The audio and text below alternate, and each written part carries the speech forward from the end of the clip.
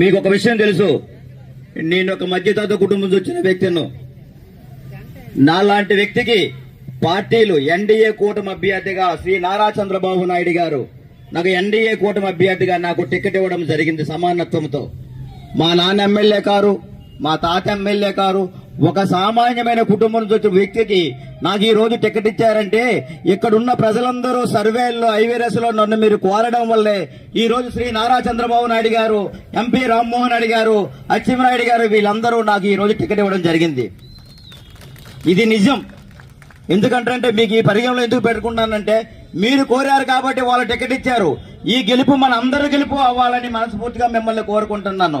ఏ ఒక్క గెలుపు అవ్వకూడదు, ఏ మామిడి గోవిందరావు గెలుపు అవ్వకూడదు, పాతపట్నం నియోజకవర్గ ప్రజల గెలుపు అవ్వాలని మీ ముందు తెలియజేసుకుంటున్నాను. ఇక్కడ నేనే కాదు ఎమ్మెల్యే, పాతపట్నం నియోజకవర్గ ప్రజలందరూ ఎమ్మెల్యే అవ్వాలి. ఇక్కడ మనకి రాజకీయం అనేది రాజకీయంతో ఉండకూడదు. రాజకీయం అనేది స్వేచ్ఛతో ప్రజల మధ్య సేవ చేసే భావంతో ఉండాలనేది నా కోరిక. ఒక మధ్యతరగతి కుటుంబంతో వచ్చిన వ్యక్తిను. నాదంతా ఒక విషయం మీకు తెలుసు, సరైన వైద్యం చేసుకోలేక మా నాన్న కోల్పోయినా, సరైన వైద్యం చేసుకోలేక నా చిన్న అబ్బాయిని కోల్పోయినాను. నేను ఒక పేద కుటుంబంతో వచ్చాను కాబట్టి, సేవా మార్గం ఎంచుకొని ప్రజల్లోకి వచ్చాను కాబట్టి ప్రజలే నన్ను ఈ రోజు ఈ స్థాయికి తెచ్చారని మిమ్మల్ని అందరినీ చేతులెత్తి నమస్కారం పెడుతున్నాను. ప్రజలారా ఒక్క మాట వినండి, మిమ్మల్ని చేతులెత్తి నమస్కారం పెడుతున్నా. ఒక్క అవకాశం నాకు ఇవ్వండి, 5 సంవత్సరాలు ఒక్క అవకాశం నాకు ఇవ్వండి.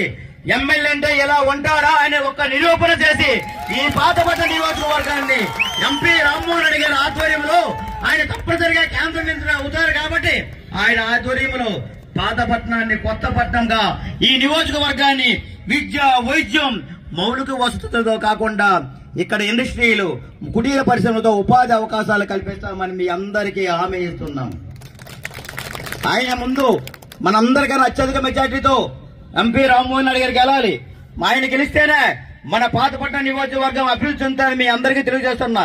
ఎందుకంటే ఆయన తప్పనిసరిగా ఎట్టి పరిస్థితుల్లోనే కేంద్ర మంత్రి అయ్యి తీరుతారు కూడా మీకు అందరూ తెలుస్తున్నాను. ఆ రోజు స్వర్గీయ ఎర్రమనాయుడు గారు ఆయన కేంద్ర మంత్రి అయిన తర్వాత మన పాతపట్నానికి ఎక్కడ పెట్రోల్ బంక్ ఉందో మనకు తెలియదు అందరికీ. అలాంటిది ఆయన వచ్చిన తర్వాత శ్రీకాకుళం జిల్లా నుంచి విశాఖపట్నం నుంచి పెట్రోల్ బంకులు మనకి ఈ రోజు అనేది తెలియజేశారు. పెట్రోల్ లేకపోతే చాలా మంది కార్లు తోసుకొని చాలా దూరం వెళ్లి రోజులు కూడా ఉన్నాయి మనకి అందరికి.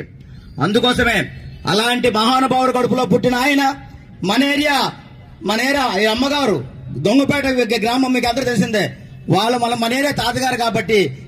మరిన్ని వీడియోస్ కోసం ఛానల్ ని సబ్స్క్రైబ్ చేయండి, లేటెస్ట్ అప్డేట్స్ కోసం వాట్సాప్ ఛానల్ ని ఫాలో చేయండి అండ్ లింక్ డిస్క్రిప్షన్ లో ఉంది.